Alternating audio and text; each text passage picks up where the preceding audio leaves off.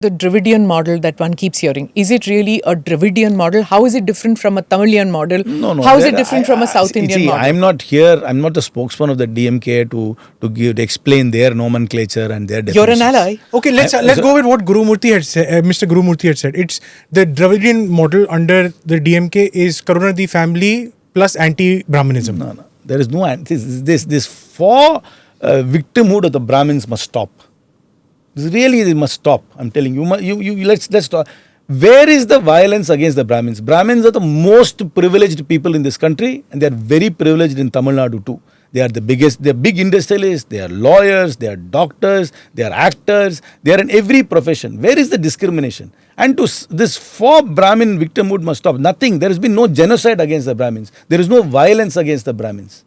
This is a completely an erroneous narrative which is being spread at all times. At one point of time, they completely control the bureaucracy. Even today, they control the bureaucracy to a great extent. They hold high positions in government all over India. If you look at the judiciary, they have a disproportionate number of people who come from their community. So where is this victimhood coming from? I think the Brahmins will identify with you a lot because they also, like you, aren't finding either party is using them as a political tool. Essentially, taking it for granted, right? The BJP is doing most of its policies are garnered towards OBCs and others. The Congress does the same thing. Their vote is taken for granted. The Brahmins are not the only general caste in India, and reservation in India is limited to government institutions. It is not like affirmative action which goes through all private sector as well in America. That is the demand right now. No.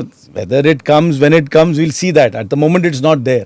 So this victimhood of Brahmins must stop. There has been no genocide of Brahmins in Tamil Nadu. There is no violence against Brahmins in Tamil Nadu. There is no threat to the safety of Brahmins in Tamil Nadu. Nobody is going and disrupting any ritual of the Brahmin in Tamil Nadu or any practice of the faith in Tamil Nadu. And for Sanatan Dharma? What is Sanatan? That is not a term which anybody in Tamil Nadu uses. And nobody. I am more Hindu. You are from South India, so probably you are as Hindu as more Hindu or equally Hindu as me. We are more Hindu than the North Indians. There are per square kilometer we have more temples. We break more coconuts every day. I go to more temples than a lot of people collectively in the BJP. There is not a single day I would step out of the house without putting vibhuti or then kumkumam. why that This Sanatana Dharma is not a term we use. Maybe not a term, but you know what I mean. No, that is, see, you have to... You're again going to say that it's vegetarianism. Correct, and it is. It is not. It's not necessary. No, I grew up my grandparents were very religious. My faith, my parents are not, but my grandparents were very religious.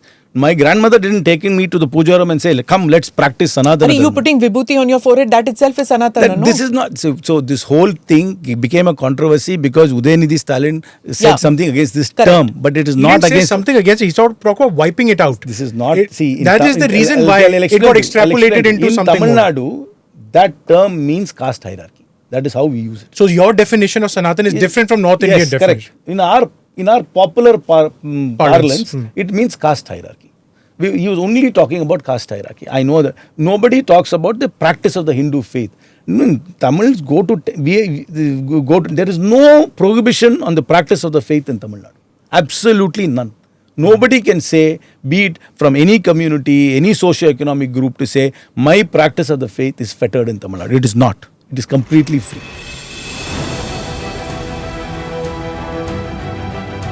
Namaste, Jai Hind. You're watching ANI podcast with Smita Prakash. अगर हम उसको मस्जिद कहेंगे तो फिर विवाद होगा। The issue is टूटा है क्या भारत? 400 पार का मतलब ये है कि संविधान खतरे में है। क्या हम लोग ये निर्देश देते हैं कि फला को गिरफ्तार करके जेल डाल दें? वही तो कह रहे हैं सब। ये बेबुनियाद निराधार आरोप। सच्चा सुनना चाहो देखो स्मिता प्रकाश ANI, it does not lie.